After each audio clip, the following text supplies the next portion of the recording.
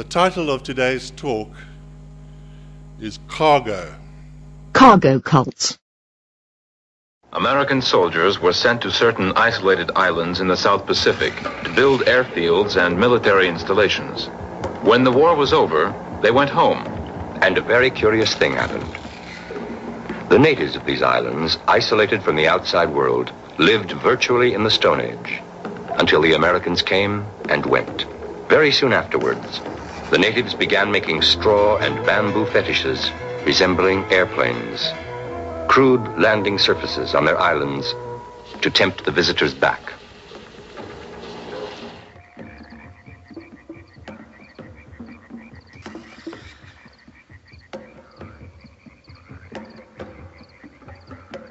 The strangers had brought fabulous treasure with them from the skies. Tools, fantastic weapons, sky machines they'd never dreamed of. What else but gods could possess such superior knowledge?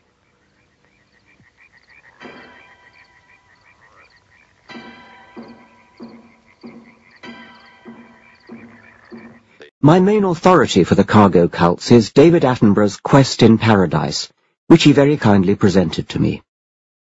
The pattern is the same for all of them, from the earliest cults in the 19th century to the more famous ones that grew up in the aftermath of the Second World War. It seems that in every case the islanders were bowled over by the wondrous possessions of the white immigrants to their islands, including administrators, soldiers, and missionaries. They were perhaps the victims of Arthur C. Clarke's Third Law, which I quoted in Chapter 2. Any sufficiently advanced technology is indistinguishable from magic. The islanders noticed that the white people who enjoyed these wonders never made them themselves. When articles needed repairing, they were sent away, and new ones kept arriving as cargo, in ships or later planes. No white man was ever seen to make or repair anything, nor indeed did they do anything that could be recognized as useful work of any kind. Sitting behind a desk shuffling papers was obviously some kind of religious devotion. Evidently, then, the cargo must be of supernatural origin. As if in corroboration of this, the white men did do certain things that could only have been ritual ceremonies. They build tall masts with wires attached to them.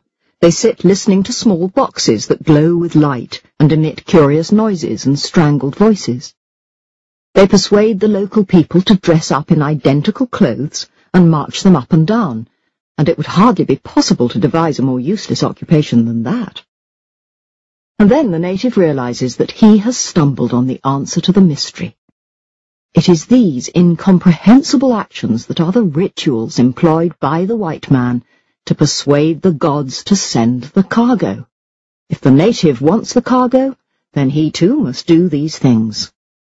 It is striking that similar cargo cults sprang up independently on islands that were widely separated both geographically and culturally. Along this great ocean route, 10 cargo planes connect Hong Kong with Australia. They land each day at Port Moresby, and the cargo cult has its temples almost everywhere nearby. This is one. Its altar is standing 9,000 feet above sea level. The dummy plane is at the edge of the landing strip. At the other end, the control tower. The natives of the Rozo and Mikeo tribes are waiting for some plane to land on their strip, attracted by the bamboo model. They believe that planes come from paradise. Their ancestors sent them. But the white man, a crafty pirate, manages to get his hands on them by attracting them into the big trap of Port Moresby.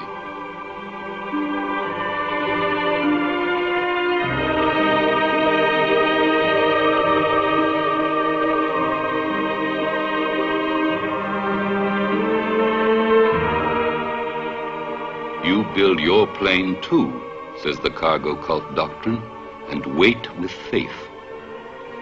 Sooner or later, your ancestors will discover the white man's trap and will guide the planes on your landing strip.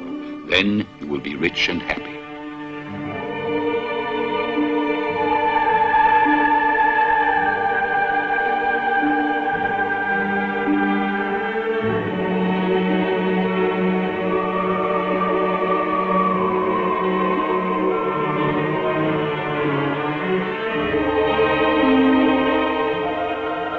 They wait, motionless, searching the sky.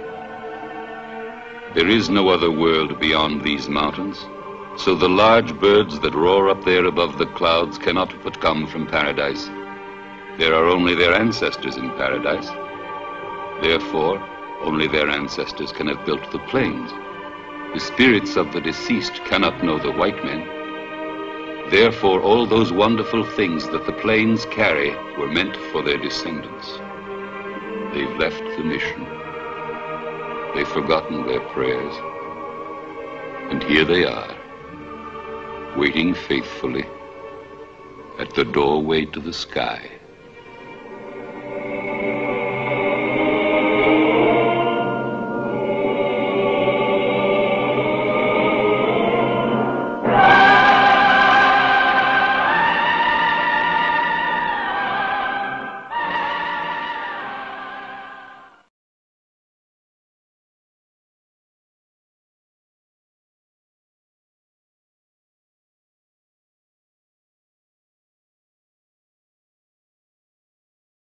The error of logic that these islanders have made is that they've confused a necessary condition with a sufficient condition.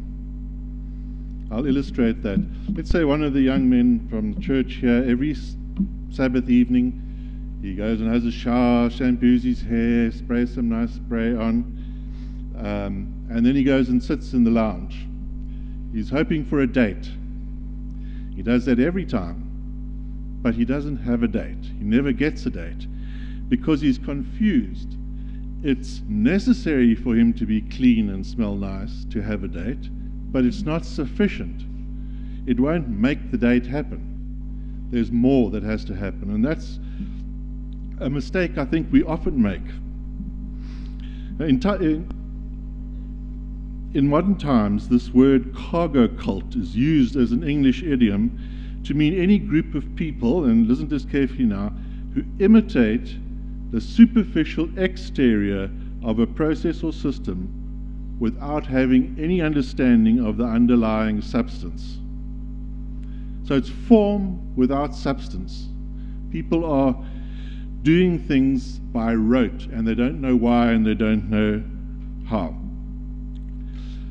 As Timothy says in 2 Timothy 3:5, having a form of godliness, but denying the power thereof. Turn away from such. Now, the people on Vanuatu are very different culturally from us, and so it seems very strange what they've done there, and we sophisticated, urban, postmodern people would never fall for something like that. But is that quite true? Isn't the credit card something like a cargo cult? We go through the ritual of swiping it through the little machine, and we think that will create wealth, but it doesn't. It creates debt. But the diabolical thing is that the cargo does come, but also just after it the bill comes. And then when you can't pay the bill, the cargo goes away.